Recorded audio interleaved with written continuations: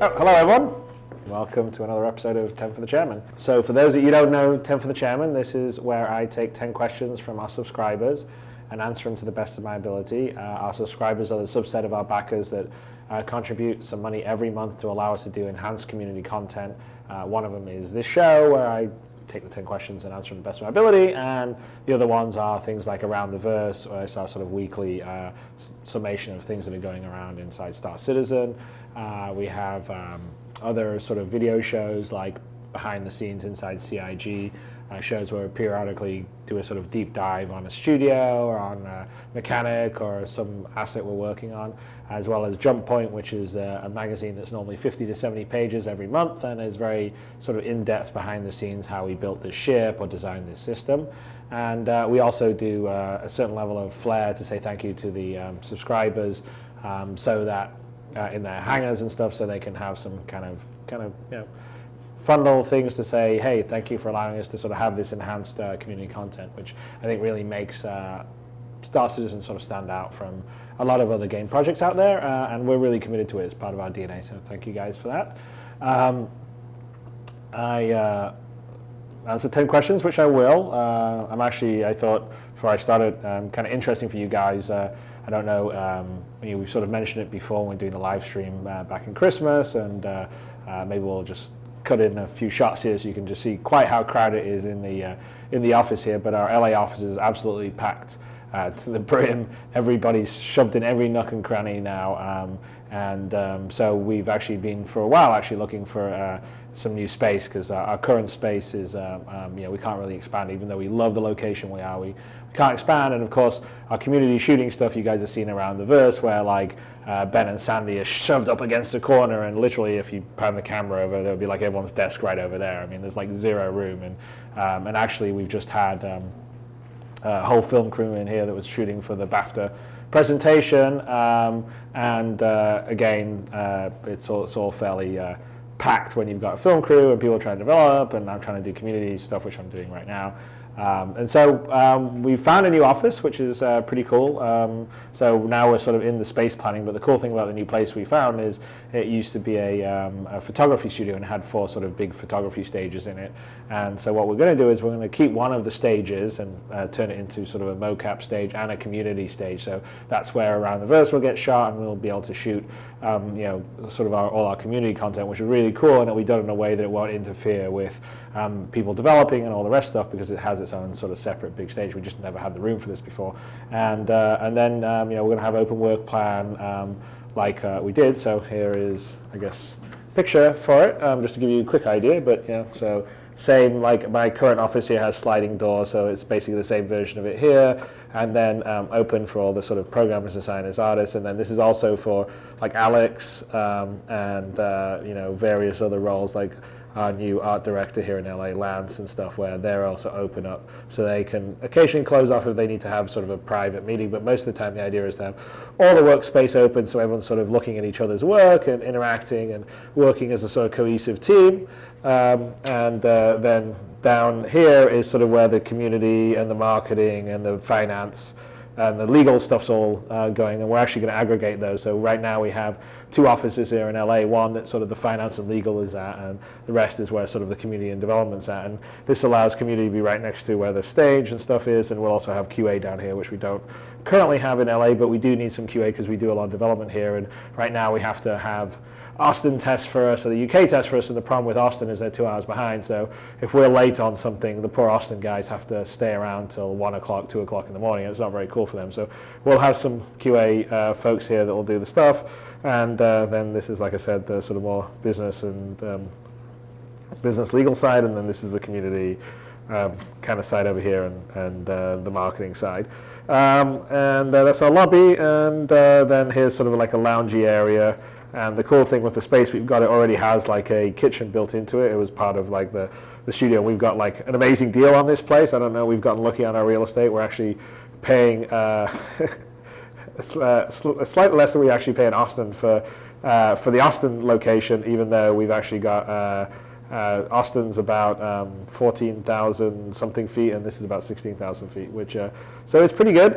So we were lucky. It's a cool old sort of original bow truss style route, which is kind of what we have here in our current location. So it's sort of this old warehouse converted into a creative space, and so it's cool. And that's where our sort of IT data room would be, and bathrooms. And then this would be sort of kind of like one entrance here and the other entrance here. Pretty cool. But unfortunately, that will not be ready for a while because obviously you've got to. We just sort of finished the space planning for it, but now we have to draw up the full plans, get the approvals, and get it sort of built out to the specs that we need, and that all takes time. So we'll probably be in there around about June of this year. In the meantime, we've still got more people joining us, so hopefully we'll manage to cram them in, and everyone won't kill each other. But anyway, it's exciting to have a new place where I feel like we can like have a dedicated place to shoot Temper the Chairman around the verse and not have everyone step on everyone's shows, or I don't have to tell everyone outside that's developing not to talk while I'm shooting the show, which is kind of a little disrupting sometimes. So pretty excited by that. But let's get to the questions for this week. And by the way, this is all thanks again to you guys, because you guys are the ones that are enabling us to make the game in this vision, and partly we need bigger space because we've got more people working, and that's partly what you guys are helping us do. So thank you very, very much for that, because having a work environment that's conducive to good functioning creativity is really important. And so thanks. All right. So next, let's get started on the 10 questions. The first one comes from Rayik, who asks, I've seen a lot of talk about food, sleep, showering, etc. Many ships have features for the immersion effect, but are there plans to actually make these commodities needs affect the player? In other words, will sleeping grant a bonus to blackout tolerance, or food give a player a buff like they do in most MMOs? So I think this is something that I've talked about before, which is I really quite like the fact that we have functionality in sort of ships that makes them sort of seem real, and I do sort of feel like you want to give a bonus to that functionality to a certain extent, because it makes it not just a completely cosmetic item. It just sort of makes it something to do. And the flip side of that is you don't want to make it like real life, where you've got to go to the toilet and you've got to you got to eat 3 squares a day and do all this boring maintenance stuff, because then it sort of becomes like more and more of a chore. So I was sort of in favor of sort of the light immersion factor, which is some of these things would help give you a bit of a like, for instance, you don't shower for a week. Well, then maybe someone would make a face as you walk up to them and kind of look at you like maybe perhaps you smell or something, and perhaps it would be -1 on your sort of whatever reputation, like their willingness to engage in a conversation with you. Obviously one of the mechanics we're going to have you sleep to sort of basically save, but perhaps you need to, as suggested here, you could occasionally, if you rest maybe in the PU, it will help your stamina or whatever, or some food potentially could help your stamina and that kind of things. So I don't think it would be the sort of thing like you have to eat on the clock and do all this, or else you're going to faint and die. But I do think that things like you drink too much alcohol, your vision should get blurry. You don't eat anything ever, then maybe you would get weak or whatever, those kind of things. But it was sort of like a light sort of RPG immersion factor, but all sort of done in sort of a nice, simple, automated way, right? Like you could use the dinner table in your constellation, and have a meal pops out of the whatever the meal generator thing is and eat it, and it kind of gives you a little bit of a bonus or something, and also is kind of cool. So that's sort of where I'm sort of wanting to push it. I think it would work well, but it definitely wouldn't be something that you should feel like you have to do all the time. It should be something that you would do occasionally, kind of like, I don't know, refueling your ship and stuff like that. It would, again, just be sort of management of resources. Okay, next question comes from Drum, who asks, would we be able to capture, decrypt, and interrogate the information drones which are transferring news and information through the various jump points, and possibly find a market for the information gathered? If so, would it be possible to do a catch and release, thereby doing this under the radar with the knowledge of the true recipients? Well, yes, I definitely think that will be a focus of sort of the info agent, info runner sort of business and profession that we're sort of planning for the persistent universe.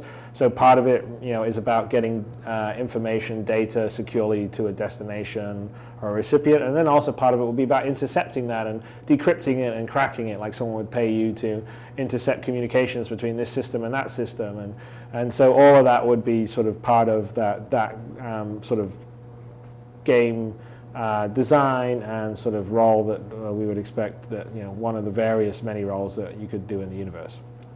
Okay, next question comes from Eo Telemanar, who asks, do you plan on any of the larger ships, i.e. the Starfarer Carrack, to be hangar ready in 2015? Starfarer, I would say yes. And I don't know about Carrack, I would have to look at our ship schedule. But Starfarer is definitely yes, because Starfarer is in progress right now, and it will be, is one of the ships that is featured in Squadron 42 that will be out later this year. So it obviously has to be ready, not just for hangar, but ultimately for flight.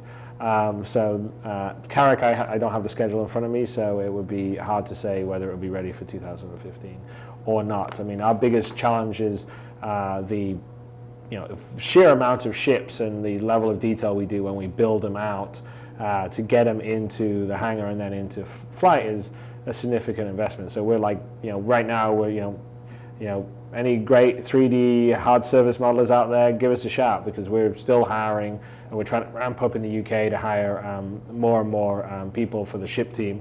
We already have, a significant ship team in progress, and we just did the other week a ship summit where we got everyone together from all the studios out here actually in LA, and sort of went over our sort of ship plan, and also not just the plan but how we're building it. We've got some Nathan Disley, who's based in the UK, has done some amazing work on the Retaliator, and we've got a whole sort of special technique for how to build the bigger ships, and how to get these things to sort of essentially look like a pre-rendered asset, but really be done in real time. I think it's going to blow you guys away when you get around and walk around that and be flying around it or checking it out in the hangar, and then when you're in space, because we're going to have the Retaliator for sort of the multi-crew ship combat. In fact, the Retaliator is actually going to be the sort of prototype ship that we're using for a lot of different functionality we're doing for sort of the bigger ships. And so we're in the process of that right now. Anyway, I think you guys will like it. Starfarer, definitely. I'm not sure on the Carrack because I haven't looked at the schedule, but like I said, any vehicle modelers out there, give us a shout, because we are definitely hiring. I mean, we've got quite a few people already. I think we've got six in the UK. Here over in LA, we've basically got 4 modelers and then another 2 out in Austin. So essentially we've got 12 vehicle artists, and it's still not enough. So give us a shout. I mean, you guys love spaceships, so we're quite happy to build them because it's fun. I mean, I think everyone got into this game to make spaceships. All right, next question comes from Mr. Everything, who asked, if I am flying with a squadron of friends and we encounter a jump point, will we be able to enter at once, or will we have to go through one at a time? That is actually a good question. We haven't really figured out sort of the group jump point issue. I mean, I think you would basically be able to link up with your sort of the leader of the, whatever you want to call it, the squadron, and then you would go through. Now maybe you have to go through one by one if it's like a really small jump point and you got big ships or something.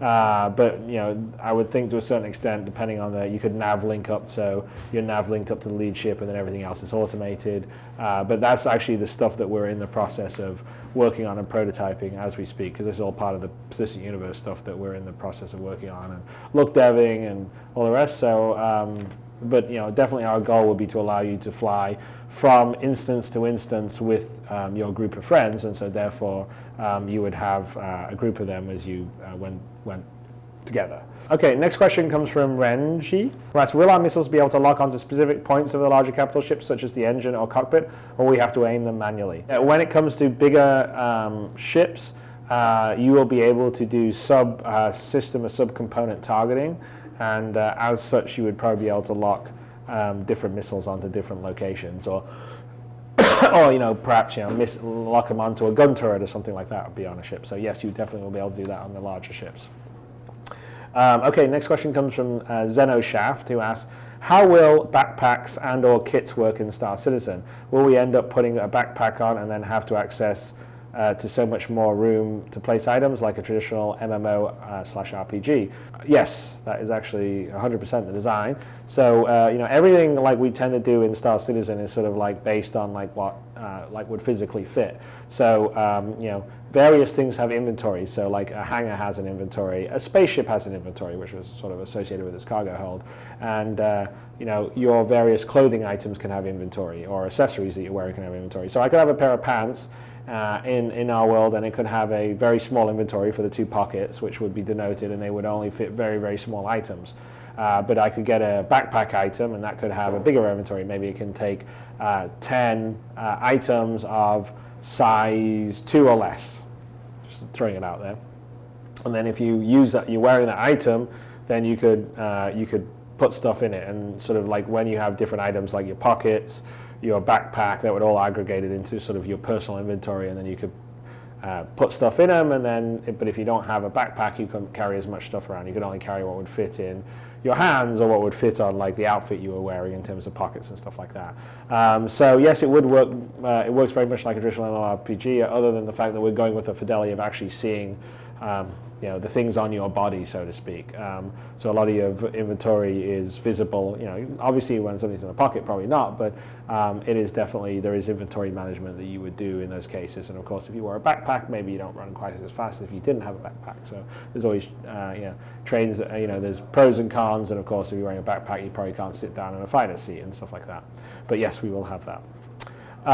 Okay, next question comes from Space Monkey, who asks, in addition to the skills that must be acquired by players, such as ship piloting, will there be any character-based skills or perks, such as being able to speak alien languages? Yeah, I'm not sure. Right now our whole goal is to sort of focus on sort of skill-based stuff, so about how you fly, and then you can get equipment that will help you, in terms of it's better equipment, it responds better, it lasts longer, whatever. But we're not really thinking that there's going to be traditional sort of RPG skills for player characters. Now for NPC characters, we are going to have various sort of ratings of like, morale and aggression and, accuracy for like a pilot and stuff. Because we have to sort of track the NPCs and, how good they are or how bad they are, or, over time maybe they get better.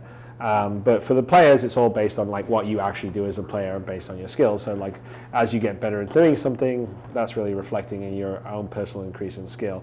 So I don't know whether there be character-based perks or skills such as speaking alien languages. I mean, at a certain level on the alien language thing, I think you would just get sort of a future version of the Google Translate, or whatever you want to think, Hitchhiker's Guide to the Galaxy, the Babelfish. But most of the skill-based stuff that we're planning to do for players will be sort of based on players' own skills, and we just give them the equipment to use them. Okay, next question comes from Tools, who asks, how do you envision player-to-player sales in the Precision Universe? Will other players simply browse my goods through their MobiGlass, or will there be an opportunity for a storefront? That aspect of how players would maybe trade is something that we've been discussing, and how to do it. I mean, obviously the idea would be longer term for people like possibly to occasionally buy a storefront and go around the galaxy and collect stuff and have, Chris's store of curiosities that people would come in and buy. So we definitely want to do that, a bit of a storefront. That's also one of the kind of ideas of like the Banu Trader, is you sort of can collect things in the trader and go around and land on the planet or go into orbit and set up shop to sort of sell to people. And there's almost like a greeting trading room that's in the Banu Trader for exactly that. And I think that's kind of a pretty cool design. And then there probably will be some version of Craigslist that would probably be local system based, so it wouldn't, basically you'd be able to, in the local system, say, hey, I've got these items for sale, and people could like go up and look at it and contact you, and then you could go to arrange a transfer, which would probably mean that you would basically say, okay, we'll both be on Earth, and I will meet, and when you're on Earth, I will transfer the goods to you, kind of thing. So those are kind of the various ways that we think the players will be able to do sort of the selling in the persistent universe between each other. I mean, typically, depending on what they're selling, some stuff would have to be regulated, like ship-to-ship sales and stuff like that, just like it is in the world today when you have to transfer a title. But those are kind of the various ways we're thinking of doing it in the persistent universe. Okay, next question comes from Inspiration, who asks, will a capital ship be able to extend its shields around a dock-connected smaller ship to provide additional protection during this delicate process?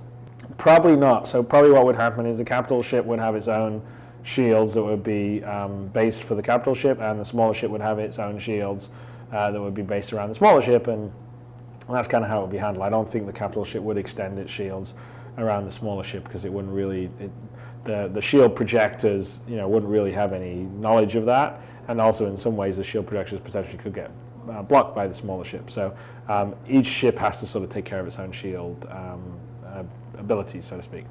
All right, so last question comes from Chaplain, but I don't really think it's Chaplain.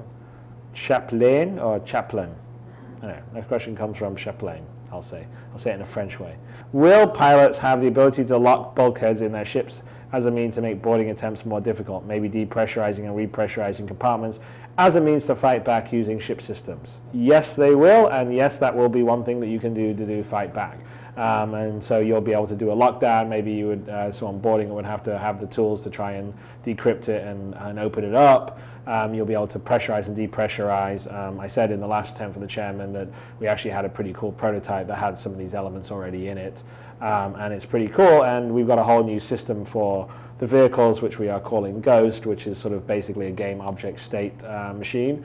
But it sort of lives with the vehicles themselves, and it allows the designers to create sort of custom logic for the ships or elements of the ships for certain behaviors, like, okay, locking doors and all that kind of stuff, and, okay, the doors lock and all the lights go red and all that kind of stuff. So we actually are building functionality to allow that to be in the ships, and longer term that would be kind of fun for modders because they could do all sorts of crazy stuff.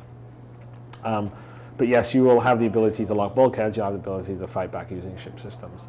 Okay, that is the end of this episode of 10 for the Chairman. Thank you for listening to it. I hope some of my answers were informational. I wanted to thank everyone out there that's a subscriber for allowing us to be able to do this extended community interaction and content. I want to thank all the backers out there for continuing to support us and back us. It's amazing that we're managing to build a game of this scope and scale and ambition on the PC in this particular genre, and it's only down to you guys. We are not going to let you down. We are, this year is going to be a fantastic year. We've got a lot of stuff that'll be coming down the pipeline, and basically I look at the amount of stuff we're doing and the amount of content we're doing, and it sort of feels like we're not delivering one AAA game. We're delivering 5, 6, 7, 8 of them. It's crazy. I think by the time we get towards in a couple of years' time, I think anyone that got all this for $40 will be like they had an absolute steal. And even people that have spent hundreds of dollars will be I could have easily bought, 4 AAA titles here and 4, because you got Squadron 42, and not only we got Squadron 42, we got equal sort of sequels to Squadron 42 or episodes, if you want to think of it in sort of the Star Wars terms. We got the FPS stuff, we got the Arena Commander stuff, we're going to have the multi-crew soon, then the Persistent Universe stuff, and it's a crazy amount of content, but it's all completely awesome and all particularly great because it's all building this holistic universe that you can spend time in. So, and we won't be able to do it without you. So thank you very much, and have a good rest of the week, and I will talk to you later. Bye.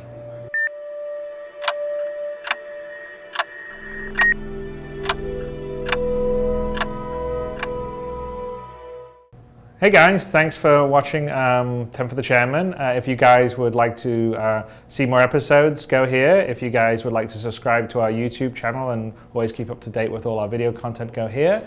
And if you guys would like to watch episodes of Around the Verse, go here please. And I will see you in the verse.